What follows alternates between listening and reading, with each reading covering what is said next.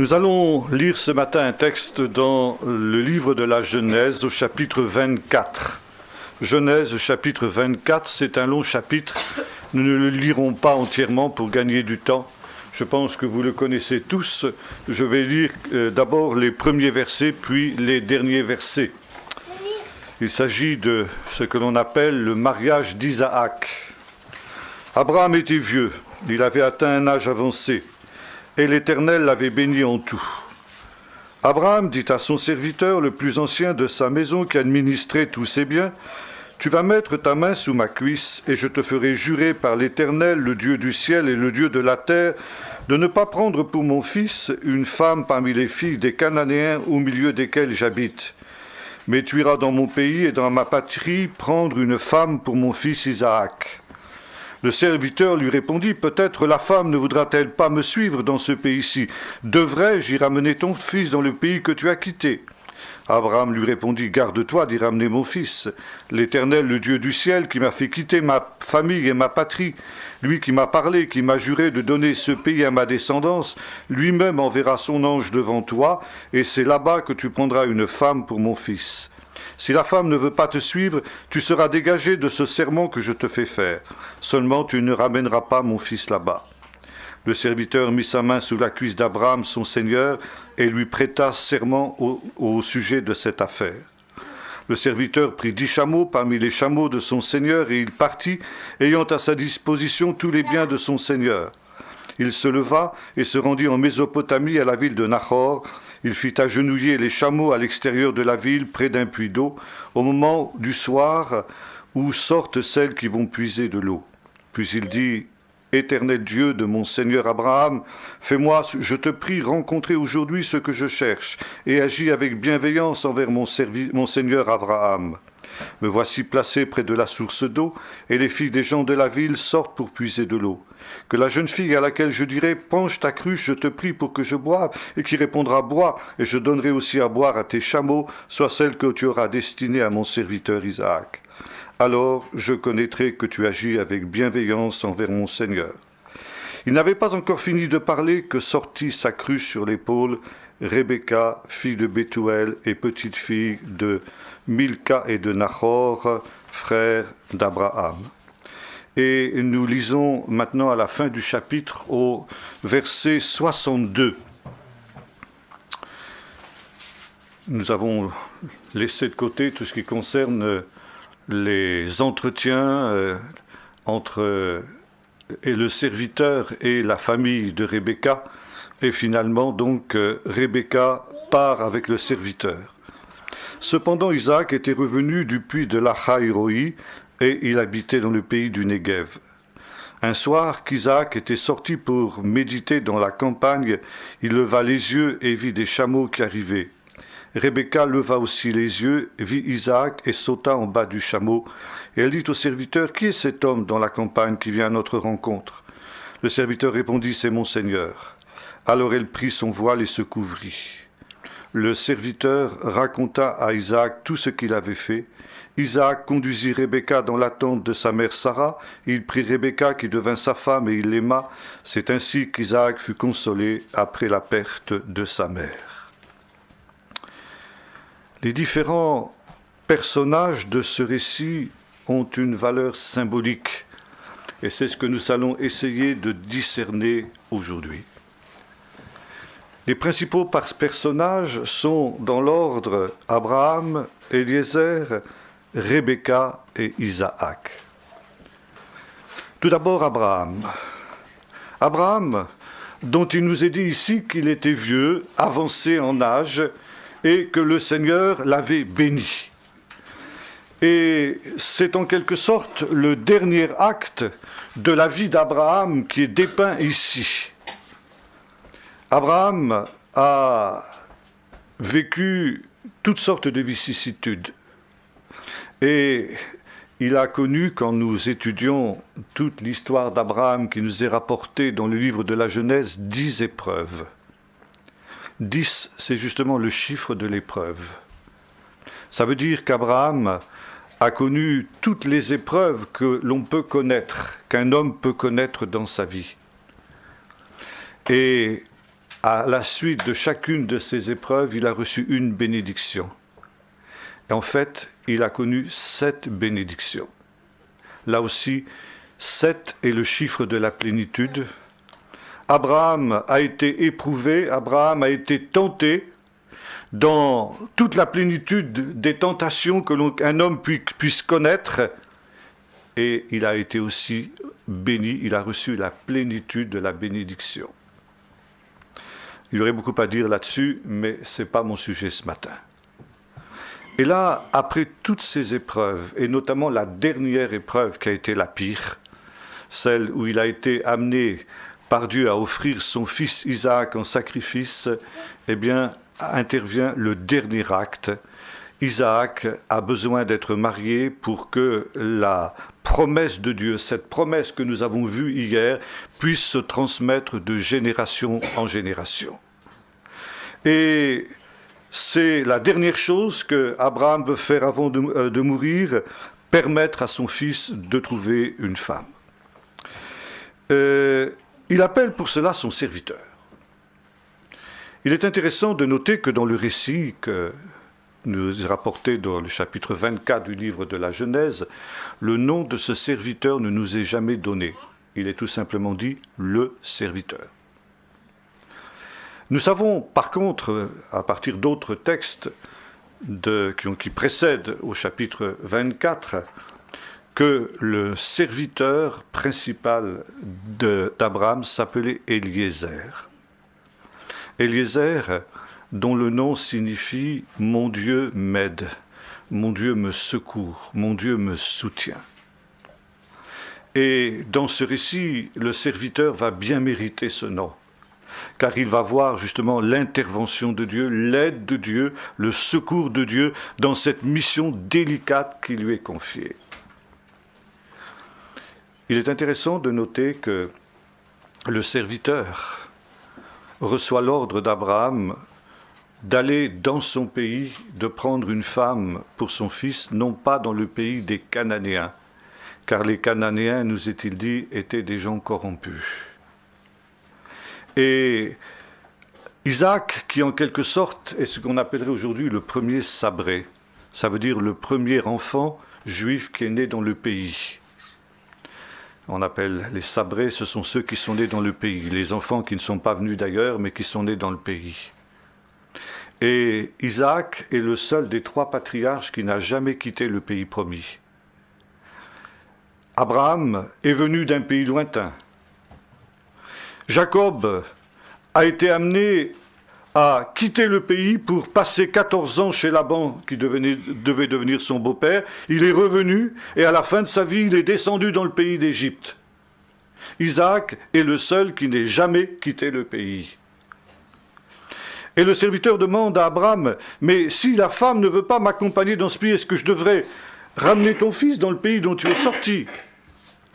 Et Abraham dit, « Non, surtout pas. » Comme nous l'avons vu hier, la bénédiction de Dieu, c'est dans ce pays-ci qu'elle doit avoir lieu et nulle part ailleurs.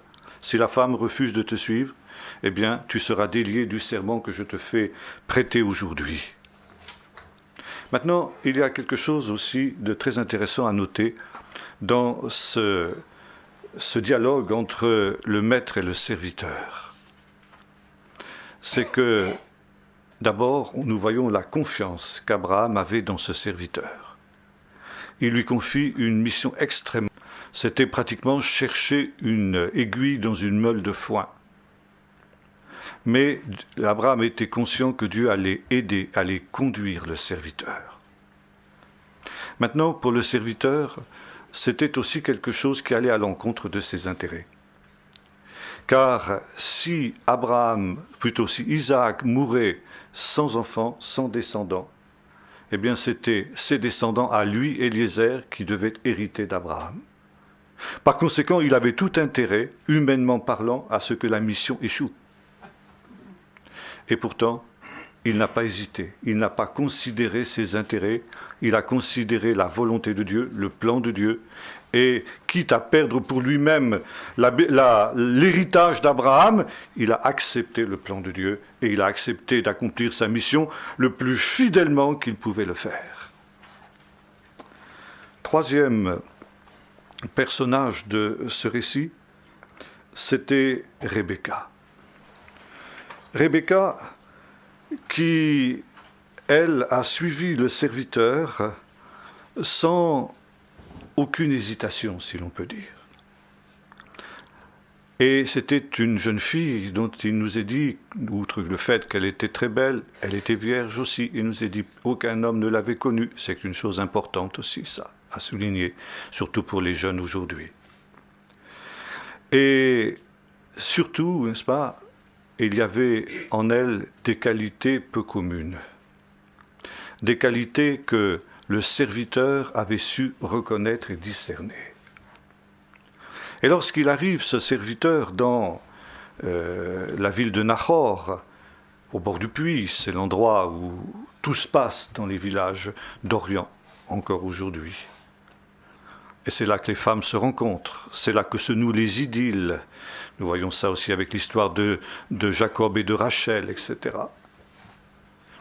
Et le serviteur s'arrête. Et là, il ne compte pas sur sa sagesse, il ne compte pas sur la sagesse humaine, il compte sur la direction de Dieu. Et il demande au Seigneur un signe. Seigneur, que la jeune fille à laquelle je dirai « Donne-moi à boire » et qui le fera, et qui ajoutera spontanément, sans que je lui ai demandé « Non seulement je te donnerai à boire, mais je donnerai aussi à boire à tes chameaux », soit celle que tu as destinée à mon serviteur, à mon Seigneur Isaac. Et la Bible nous dit qu'il n'avait pas encore fini de parler que Rebecca est sortie de la ville. Alors, le serviteur s'est approché d'elle et lui a fait la demande qu'il venait de formuler au Seigneur, « Donne-moi à boire, je te prie. » Et Rebecca lui a tendu sa cruche en disant, « Bois, mon Seigneur, et je vais donner à boire à tous tes chameaux. » Et ce n'est que lorsqu'elle a fini de donner à boire à tous ses chameaux que le serviteur comprend qu'il a été exaucé et qu'il se trouve en face de la jeune fille que Dieu a choisie pour son Seigneur Isaac. Pourquoi ce signe ? Vous savez, le chameau est un animal très particulier. Le chameau est un animal qui peut rester plusieurs jours sans boire, 3 jours en tout cas, sans que ça lui cause de dommages. Dans le désert, dans des conditions épouvantables où aucun être humain ne pourrait tenir sans boire plus de quelques heures, le chameau peut rester plusieurs jours sans boire. Mais quand il boit, croyez-moi, il boit. C'est pas 1 litre ou 2. Et c'est la raison pour laquelle puiser de l'eau pour 10 chameaux, c'est un sacré boulot.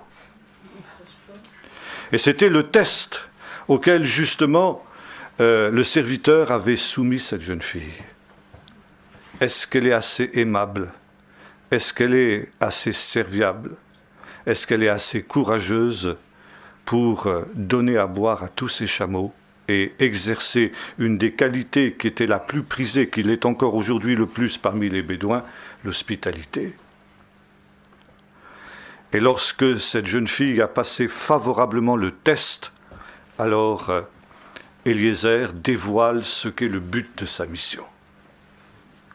Il sort des objets d'or, d'argent qu'il donne à cette jeune fille. Et Bethuel, son frère, vient tout de suite quand il voit les anneaux d'or au bras de sa sœur, etc. Alors il fait rentrer le serviteur, c'est normal, c'est l'hospitalité orientale. Et on lui sert à manger, et Eliezer dit d'abord, je vais dire ce pourquoi je suis là. Et il expose le problème. Il expose le signe qu'il a demandé au Seigneur, et comment le Seigneur a permis que ce signe soit immédiatement réalisé par Rebecca. Il dit voilà, c'est donc, je conclus que c'est la jeune fille qui a été choisie par le Seigneur pour Isaac, mon Seigneur. Qu'est-ce que maintenant à vous de décider ? Vous êtes les parents, et c'est vous qui avez la responsabilité. Et Laban et Bethuel, c'est-à-dire le père et le frère, disent, eh bien, c'est du Seigneur que la chose vient. Nous ne pouvons rien dire. Rebecca est devant toi, prends-la et qu'elle devienne la femme de ton Seigneur. Et là, il y a un petit couac dans l'affaire. Bien sûr, les deux principaux personnages, Laban et Bethuel, le père et le frère. Pourquoi le frère? On lit ça dans les textes de l'époque, en particulier ce qu'on appelle les lois de Nouzi. On voit que le frère aîné dans la famille de cette région jouait un rôle important dans les décisions qui devaient être prises. Et plus tard, Laban disparaît complètement et c'est Bethuel, le frère, qui mène le reste des négociations. Et les sages d'Israël ont dit, finalement, il y a eu entre le père et le fils un dissentiment. Le père était d'accord de laisser partir Rebecca parce qu'il avait compris que c'était le plan de Dieu, et Bethuel n'était pas d'accord. Et il a essayé de faire échouer l'affaire. Et après que le serviteur ait mangé et bu, il dit, eh bien, je vais repartir tout de suite puisque l'Éternel a fait réussir mon voyage, je ne vais pas m'attarder plus longtemps. Alors, Bethuel dit ceci, mais avec la mère d'ailleurs, il dit, pars toi, et que la jeune fille reste encore un petit peu avec nous, et après elle partira. Et selon les sages d'Israël, ça voulait dire qu'ils allaient laisser partir le serviteur, et quand le serviteur serait parti, ils allaient tout faire pour décourager la jeune fille et pour l'empêcher d'aller. Et le serviteur a bien compris. Il a dit, non, non. C'est ou je pars avec la jeune fille, ou bien alors c'est que vous n'êtes pas d'accord. Et là intervient une démarche qui n'est pas naturelle dans le droit de l'époque, puisque finalement on arrive devant une impasse, devant un conflit. Alors les parents de la jeune fille disent « Appelons la jeune fille et consultons-la ». Ça nous paraît une évidence aujourd'hui, bien sûr, mais à l'époque, ça ne l'était pas. Souvent, les jeunes filles, comme c'était le cas dans nos pays jusqu'à, finalement, il y a quelques siècles, les jeunes filles étaient mariées sans qu'on leur demande trop leur avis. Et là, justement, on va consulter Rebecca. Et il nous est dit que Rebecca était très jeune. Et par conséquent, les parents espéraient qu'elle allait dire non. C'est la raison pour laquelle ils ont demandé à la consulter. Et contre toute attente, Rebecca a dit « J'irai avec cet homme ». Alors, il n'y a plus qu'à s'incliner devant ce qui est évidemment la volonté de Dieu. Et nous voyons justement le courage de cette jeune fille, qui accepte, comme l'avait fait Abraham, nous l'avons vu hier, de quitter la maison de son père et d'aller à l'aventure vers un homme qu'elle ne connaît pas. Et après un voyage extrêmement long, et extrêmement périlleux. Les caravanes étaient souvent attaquées par des pillards, par des bandits qui les détroussaient, qui tuaient les chefs de caravane pour voler ce qu'ils avaient. Et par conséquent, c'était un voyage risqué. Et pourtant, elle a accepté d'entrer dans cette dimension-là. Et avant de partir, elle reçoit une bénédiction. Ô notre sœur, puisses-tu devenir des myriades de myriades et que ta postérité possède la porte de ses ennemis. Quatrième personnage, Isaac. Isaac, le fils de la promesse. Le fils qui avait été obéissant jusqu'à la mort. Il était né miraculeusement. Il avait été donc manifestement le récipiendaire de la bénédiction de Dieu contre son frère aîné, Ishmaël. Et Dieu avait demandé que ce fils du miracle, ce fils de la promesse, soit sacrifié par Abraham. Et Abraham n'avait pas hésité. Il était allé jusqu'à l'extrême limite. Et ce n'est qu'au moment où il allait égorger son fils, sur l'ordre de Dieu, que Dieu lui avait dit « Non, arrête maintenant. Je sais que tu crains Dieu et que tu n'as pas refusé ton fils, ton unique. » Et en cela, Isaac est l'image du Messie, de Jésus. Jésus qui est né miraculeusement, comme Isaac est né miraculeusement. Et Jésus qui a été le fils de la promesse, pourrait-on dire, et qui a été sacrifié. La différence avec Isaac, c'est que Dieu a retenu la main d'Abraham, tandis que pour ce qui concerne Jésus, eh bien, il est allé jusqu'au bout. Mais, comme le dit l'Épître aux Hébreux, Abraham a retrouvé son fils par une sorte de résurrection.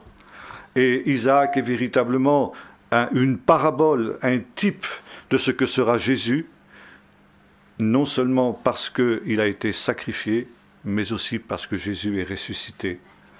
Un peu comme Isaac, d'une certaine manière, est ressuscité. Lorsque son père a dit aux serviteurs, eh bien, nous allons adorer moi et le jeune homme, et ensuite nous reviendrons. Non pas je reviendrai, mais nous reviendrons. Il savait que d'une manière ou d'une autre, quelque chose allait se passer, et l'Épître aux Hébreux, il croyait que même Dieu était puissant pour le ressusciter des morts, ce qui a été le cas ici pour Jésus. Et puis, nous trouvons un autre point très intéressant dans la fin de la lecture que nous avons faite. C'est cette rencontre entre Isaac et Rebecca à la fin de ce long voyage que Rebecca a effectué. Et là, quand tombe le soir, c'est très impressionnant de voir dans le désert encore aujourd'hui, quand le soleil se couche, ces caravanes de chameaux qui arrivent. Et là, Isaac était sorti, nous est-il dit, pour méditer dans les champs. Et soudain, Rebecca voit un homme. Et elle demande au serviteur, « Qui est cet homme ?» Et le serviteur lui répond, « C'est mon Seigneur. » Et il nous est dit, alors Rebecca prit son voile et se couvrit. Et les traducteurs ont rendu l'expression « elle descendit de son chameau ». En fait, l'hébreu nous dit « elle tomba de son chameau ». Et les sages d'Israël se sont posé la question, ils ont dit « pourquoi est-ce qu'elle est tombée de son chameau après avoir pris son voile et s'être couverte ?» Et la réponse est celle-ci, parce qu'elle a été surprise devant la beauté d'Isaac. Et quand elle a vu Isaac, combien il était beau et combien par conséquent elle avait eu raison de quitter la maison de son père. Combien elle était bénie à la fin de ce voyage difficile qu'elle avait effectué. Elle était tellement confuse, le rouge de la honte, de la confusion plus exactement, est monté sur son visage. Alors elle a mis un voile pour que Isaac ne voie pas le trouble qui l'avait atteint, et ce trouble était tellement grand qu'elle est tombée de son chameau. Et il nous est dit, Isaac l'a pris, elle devint sa femme, et donc il a été consolé ensuite de la mort de sa mère, dans cette union qui a été bénie par le Seigneur. J'ai dit tout à l'heure, ces 4 personnages sont des personnages symboliques. Et ils représentent, les 3 premiers en tout cas, ce que les théologiens appellent la Trinité, le Père, le Fils et le Saint-Esprit. Abraham d'abord. Abraham, le Père, qui a aimé le Fils, nous est-il dit.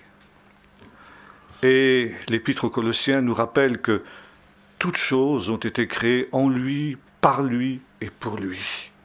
Il est la tête de toutes choses.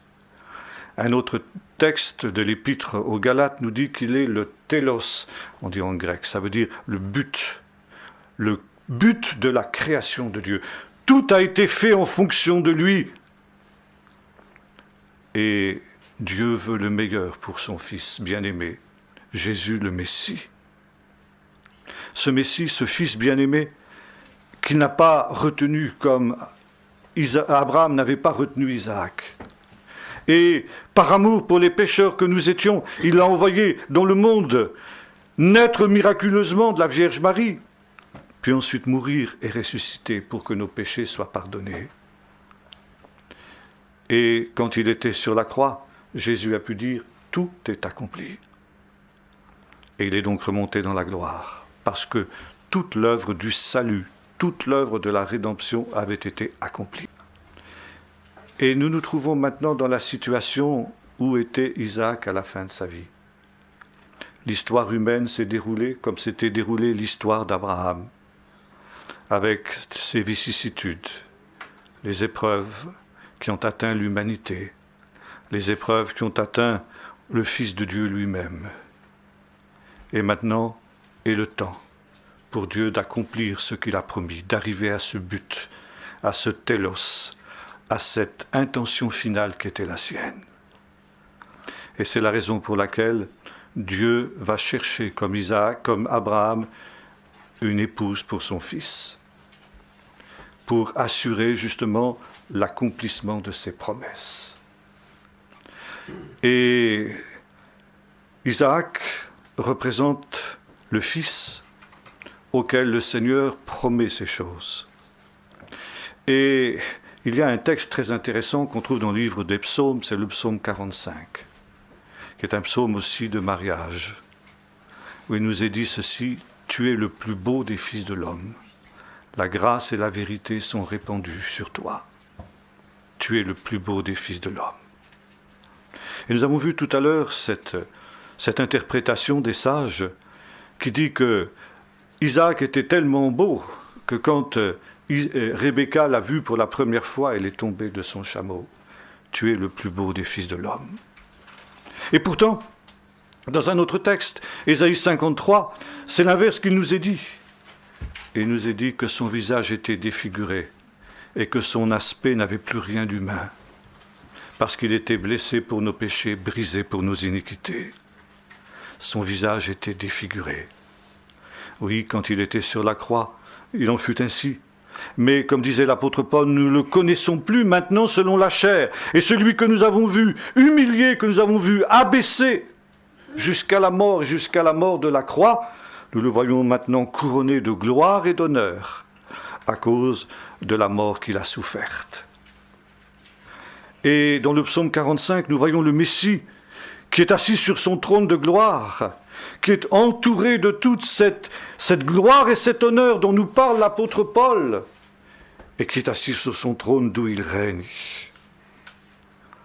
Et ceux qui l'ont connu selon la chair, Jean par exemple, quand dans l'Apocalypse, il est confronté avec celui qu'il a connu, celui sur le sein duquel il était couché le soir de Pâques, il le voit dans sa gloire, il est comme Rebecca, il tombe à ses pieds comme mort. Ses yeux sont comme des flammes de feu, ses pieds sont comme de l'airain ardent. Il est resplendissant de gloire et d'honneur. Et bien que Jean ait été familier avec lui quand il était sur la terre, là, il tombe et il se prosterne devant lui, devant la puissance, la gloire et la majesté de celui qui a été souverainement élevé et qui a reçu le nom qui est au-dessus de tout nom, afin qu'au nom de Jésus, tout genou fléchisse. Le troisième personnage, c'est Eliezer. Eliezer, Dieu est celui qui m'aide. Mon Dieu est celui qui m'aide. Et si Abraham est l'image du Père, si Isaac est l'image du Fils remonté dans sa gloire, Eliezer est l'image du Saint-Esprit. Le Saint-Esprit que Dieu envoie pour glorifier son Fils, pour accomplir les promesses qui ont été faites à son Fils. Le Saint-Esprit qui est envoyé, et qui est envoyé pour chercher une épouse pour le Messie, pour le Fils de Dieu, et qui invite cette épouse à elle aussi se mettre en route. Il y a dans les commentaires des sages un texte très intéressant que nous trouvons dans le premier chapitre de la Genèse, où il nous est dit qu'il y avait des ténèbres à la surface de l'abîme et l'Esprit de l'Éternel planait au-dessus des eaux. Et Dieu dit qu'il y ait de la lumière, et il y a eu de la lumière. Et les sages posent la question, disent, mais d'où vient cette lumière, puisqu'il n'y avait pas d'astres qui avaient été créés encore. Les astres n'ont été créés qu'au 4e jour. Et la réponse est celle-ci, la lumière, c'est le Messie, parce que le Messie est la lumière du monde. Et le Messie existait avant la création. Et un des noms du Messie dans la tradition juive, c'est Néhara, ça veut dire la lampe. C'est tiré du psaume 132, où il nous est dit, c'est pourquoi le Seigneur suscitera une corne à David, une lampe à son Messie. Et on fait le rapprochement avec un autre texte du livre de la Genèse, qui est le récit du déluge. À nouveau, les eaux qui étaient au commencement, et sur lesquelles planait l'Esprit de Dieu, n'est-ce pas, eh bien, reviennent sur la terre. Et l'Esprit de Dieu planait au-dessus des eaux. On dit littéralement en hébreu, il voltait comme une colombe. et le Saint-Esprit est souvent représenté par une colombe. On voit ça aussi dans le récit du baptême de Jésus au Jourdain, quand le ciel s'ouvre et le Saint-Esprit descend sur lui comme sous la forme d'une colombe. Et le Saint-Esprit, quand il est intervenu au-dessus des eaux, eh bien, c'est la lumière qui paraît. Qu'il y ait de la lumière, et il y ait de la lumière. Ça veut dire qu'il prépare la venue du Messie. Et on retrouve ça dans le récit du déluge. Quand les eaux du déluge étant baissées, Noé envoie la colombe. Et la colombe revient avec un rameau d'olivier dans son bec. La colombe, c'est l'image du Saint-Esprit, et l'olivier, nous en avons parlé l'autre jour, c'est l'image du Messie. Et la colombe, le Saint-Esprit, apporte le Messie au monde. Et on peut dire aussi à l'inverse, elle apporte l'épouse au Messie. Et le quatrième personnage, eh bien, c'est Rebecca. Et Rebecca, c'est l'épouse. L'épouse, c'est quoi? C'est l'Église. Nous avons lu tout à l'heure, nous avons évoqué ce texte des Colossiens, il est le premier, et il est le chef de l'Église, il est l'époux. Dans l'Épître aux Éphésiens, Paul envisagera justement les relations entre les époux chrétiens, et il dit, je dis cela, ce mystère est grand, je dis cela par rapport au Messie et à l'Église. Ça veut dire que l'union de l'homme et de la femme est l'image de l'union du Seigneur et de l'Église. L'Église est cette réalité à laquelle nous sommes invités à participer chacun d'entre nous. Et finalement, Rebecca, ce que nous sommes appelés à être, nous est donné ici par l'image de cette jeune fille qui a entendu l'appel du Saint-Esprit pour se mettre en route et aller à la rencontre de l'époux. Disons ça aussi, bien sûr, dans les paraboles de Jésus sur le mariage, et notamment la fameuse parabole des vierges sages et des vierges folles, quand à la fin retentit le cri « Voici l'époux, allez à sa rencontre ». Et nous revenons à ce psaume 45 dont nous avons parlé tout à l'heure. Ce psaume où le Messie est présenté dans sa gloire, où il nous est dit « Tu es le plus beau des fils de l'homme ». Et le texte continue en disant « Écoute ma fille, écoute, quitte ton pays et la maison de ton père, car le roi porte ses désirs vers toi. » Et nous retrouvons la même parole que celle qu'avait entendue Abraham. « Quitte ton pays, la maison de ton père. » Ce que avait dû faire également Rebecca. Et Dieu veut le meilleur pour ses enfants. Mais voyez-vous, comme nous l'avons dit tout à l'heure, Isaac ne devait pas aller vers Rebecca. C'était Rebecca qui devait aller vers lui. Et si Rebecca avait refusé d'accompagner le serviteur, alors c'était fini. Voyez-vous, nous ne pouvons pas contraindre Dieu à entrer dans nos plans. C'est à nous d'entrer dans les plans de Dieu. Si nous refusons d'entrer dans les plans de Dieu, eh bien Dieu se détournera de nous.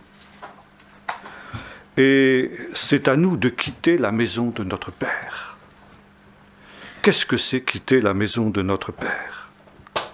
Nous avons un texte très intéressant dans Jean 8, verset 40, où le Seigneur dit ceci, « Vous savez pour père le diable, parce que vous faites les œuvres de votre Père. » Et Paul dira aussi, « Nous étions tous des enfants de colère. » Ce texte, « Vous avez pour père le diable » a été un des supports de l'antisémitisme chrétien au long des siècles. On a dit, vous voyez, Jésus lui-même dit que les Juifs sont des fils du diable. Non, Calvin a bien expliqué ça. Il a dit, c'est pas parce qu'ils sont juifs qu'ils sont fils du diable, c'est parce qu'ils sont des êtres humains. Et tous les êtres humains sont pécheurs, et par conséquent, ils font les œuvres du diable, et nous sommes tous des enfants de colère par nature. Ce n'est que lorsque nous entendons la voix de Dieu, c'est lorsque nous entendons la voix du Saint-Esprit, que nous pouvons sortir de la maison de notre Père. Quitte la maison de ton Père. Quitte cette situation où tu es un enfant de colère. Quitte cette situation où tu fais les œuvres de ton père. Quitte le péché pour te mettre en route en suivant la voie du Saint-Esprit. Il y a un texte qu'on trouve dans les manuscrits de Qumran qui dit ceci. Il y a 2 chemins devant tout homme. Le chemin de la vie et le chemin de la mort. Le chemin qui est celui de l'obéissance au commandement de Dieu et celui qui est de la désobéissance au commandement de Dieu, le chemin de la lumière et le chemin des ténèbres. Et sur ces 2 chemins, il y a 2 esprits qui président à ces 2 chemins. Sur le chemin de la mort, il y a l'esprit de Bélial, ça veut dire l'esprit du diable. Et sur le chemin de la vie, le chemin de la lumière, il y a l'esprit de Dieu. Et ces 2 esprits luttent dans le cœur de chaque homme. Et ils invitent chaque homme à aller sur son chemin. L'esprit des ténèbres cherche à attirer l'homme sur le chemin des ténèbres. Et l'Esprit de Dieu invite l'homme à marcher sur le chemin de la lumière. Et chaque homme doit choisir. Et voyez-vous, nous retrouvons ici la situation dans laquelle se trouvait Rebecca. Il y avait d'un côté cet appel du Saint-Esprit, cet appel d'Éliézer, d'aller vers ce qui était le meilleur pour elle. Et ça, elle ne le savait pas encore. Humainement, ça n'était pas évident pour elle que c'était le meilleur. Et pourtant, ça l'était. Ce n'est que quand elle a obéi qu'elle a découvert que c'était le meilleur pour elle. Et puis il y avait la voix de son frère et de sa mère qui lui disait non, non, ne t'engage pas sur ce chemin. Il y a 2 esprits qui sont en lutte dans le cœur de chaque homme. Et chaque homme doit décider lequel de ces 2 esprits il va suivre, auquel de ces 2 esprits il va obéir. Vous trouvez ça aussi dans le chapitre 7 de l'Épître aux Romains, où Paul dit qu'il y a ce combat en lui-même. Alors justement, la question qui nous est posée aujourd'hui est la même que celle devant laquelle se trouvait Rebecca. Auquel de ces 2 esprits allons-nous obéir? Lequel de ces 2 chemins allons-nous suivre? Sur lequel de ces 2 chemins allons-nous nous engager? Alors Rebecca a surmonté les obstacles. Elle a surmonté les objections que on pouvait entendre dans la maison de son père pour l'empêcher de se mettre. Et finalement, elle s'est mise en route. Oh, ça n'a pas été facile. Nous l'avons vu tout à l'heure, c'était un chemin long, difficile. C'était une décision difficile à prendre et ensuite la réalisation a été difficile. Ça a été un long et douloureux pèlerinage comme c'est le cas pour chacun d'entre nous. Et le Seigneur ne nous a pas dit que son chemin serait un chemin facile. Il a dit que ce chemin de la lumière serait un chemin étroit et resserré, un chemin qui monte, qui serait tout à fait l'inverse du chemin large sur lequel il y en a beaucoup qui pénètrent. Mais c'est le chemin le meilleur, quoi qu'il en soit. Et voilà, ce n'est qu'au bout du compte que nous réalisons que ce chemin était le meilleur.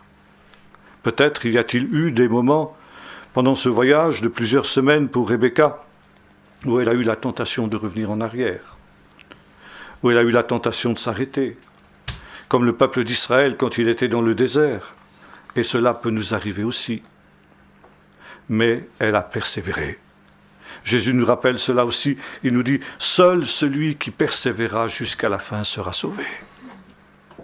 Paul reprend cette image aussi dans la première épître aux Corinthiens, quand il nous rappelle que 600 000 Juifs sont sortis d'Égypte. 600 000 se sont mis en route, et 2 seulement sont arrivés. Il nous montre que ce n'est pas le tout de bien commencer, mais c'est la chose importante est d'arriver au but et d'arriver en vainqueur. Et voilà, il nous est dit ceci vers le soir. Le soir, quand le soir tombait, il y a eu cette rencontre entre Isaac et Rebecca.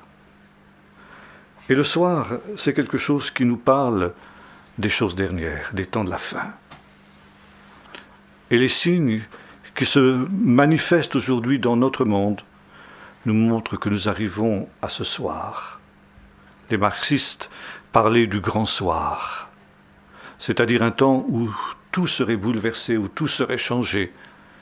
C'était quelque chose qu'ils avaient pris dans leur révolte contre Dieu, dans leur athéisme, c'était quelque chose qu'ils avaient pris de la Bible, sans même le savoir.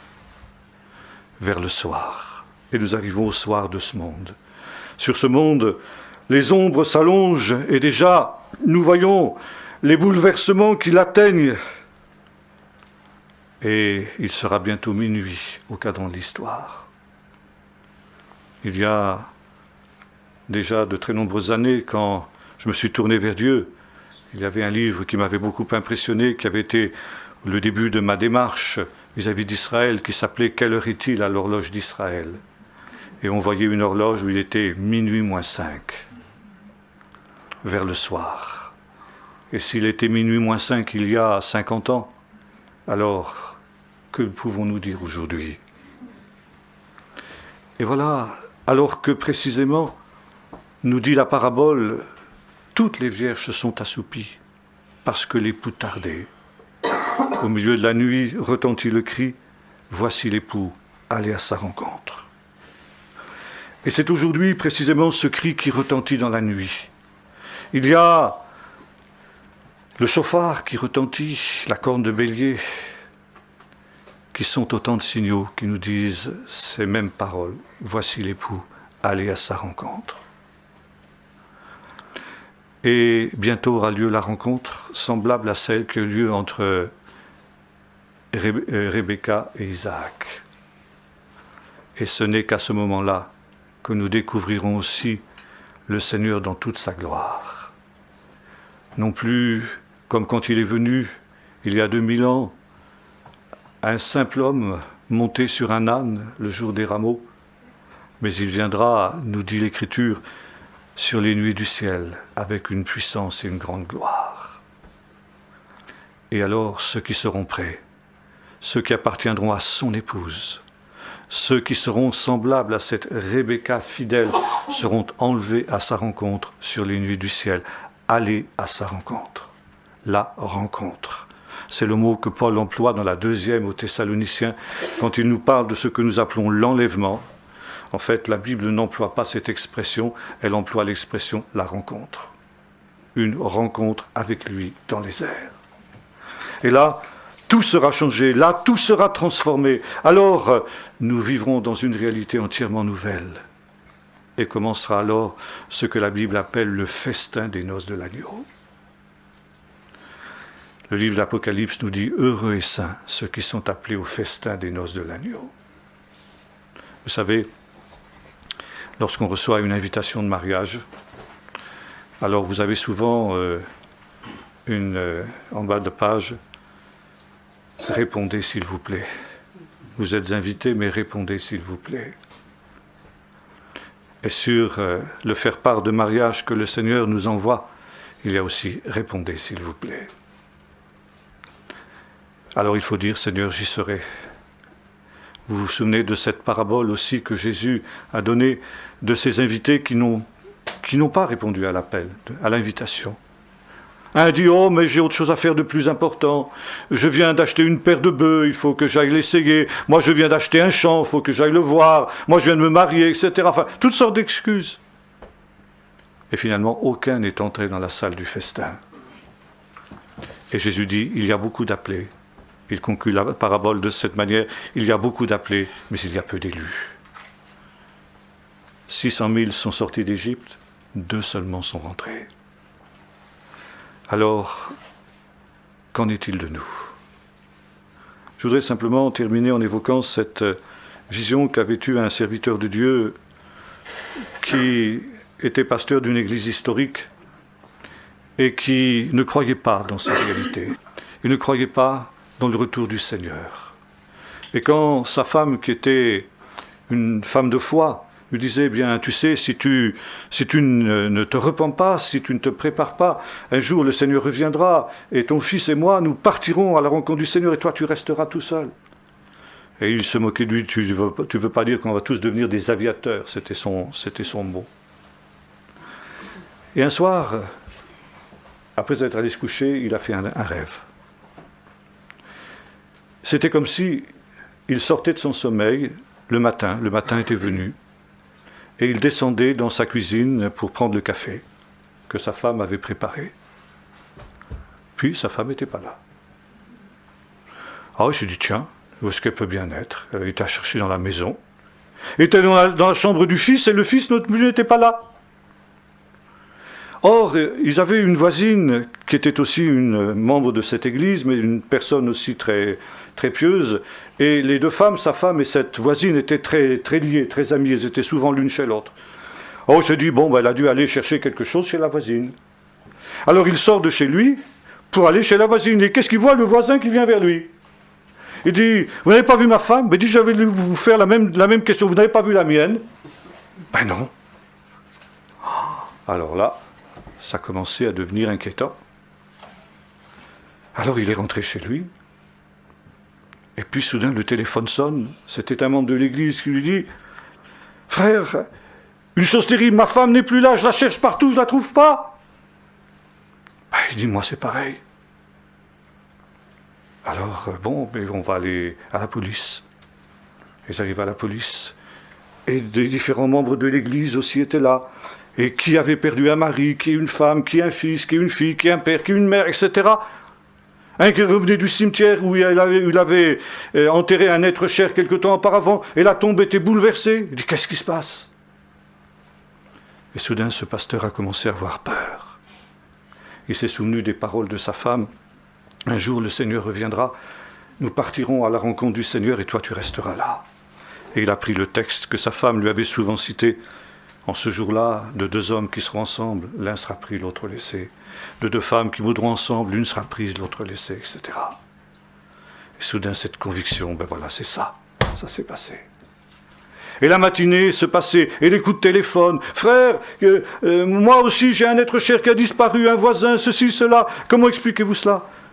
Et tous ces gens qui, certains n'avaient pas mis les pieds à l'église depuis des mois, des années même, disait, il faut faire quelque chose. Alors le pasteur a dit, nous allons faire une réunion particulière, spéciale ce soir. Et ce soir-là, le temple était plein de gens qui souvent avaient abandonné l'église depuis des années. Ils étaient là, ce soir-là. Et le pasteur s'est levé, il a ouvert la parole à ce texte. De deux hommes qui seront ensemble, l'un sera pris, l'autre laissé. Et il a dit, quand il a terminé la lecture, je crois que ce que nous venons de lire s'est accompli. Et s'est assis. Et un des anciens s'est levé, il a dit, frère, qu'est-ce que nous pouvons faire? Le pasteur a réfléchi un instant. Rien, c'est trop tard. Et il s'est réveillé là-dessus. Ça n'était qu'un rêve. Mais un rêve qu'il avait secoué. Alors il s'est tourné vers le Seigneur. Écoute ma fille, abandonne ton pays, la maison de ton père, et mets-toi en route au travers du désert, à la rencontre de l'époux. Il y aura des pleurs et des grincements de dents quand la porte aura été fermée, mais il y aura de la joie éternelle dans le ciel, pour ceux qui seront invités aux noces de l'agneau. Et la Bible se termine que celui qui entende dise viens, l'esprit et l'épouse disent viens, et que celui qui entend dise amen.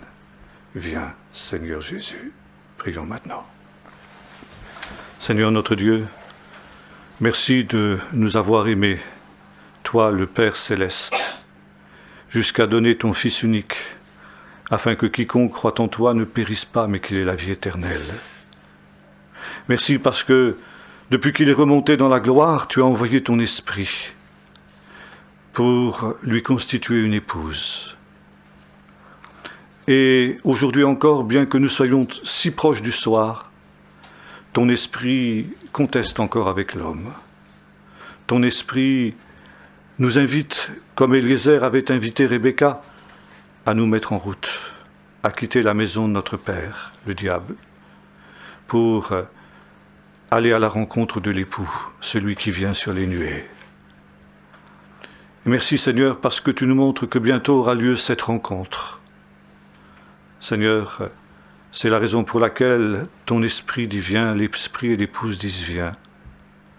et nous devons être de ceux qui entendent et qui répondent « Oui, Seigneur, Amen. Viens, Seigneur Jésus. » C'est pourquoi nous voulons venir prendre de l'eau de la vie gratuitement et ainsi, Seigneur, avoir cette possibilité d'entrer dans ton royaume et de vivre avec toi cette éternité bienheureuse. Nous te demandons au nom de Jésus. Amen. Amen.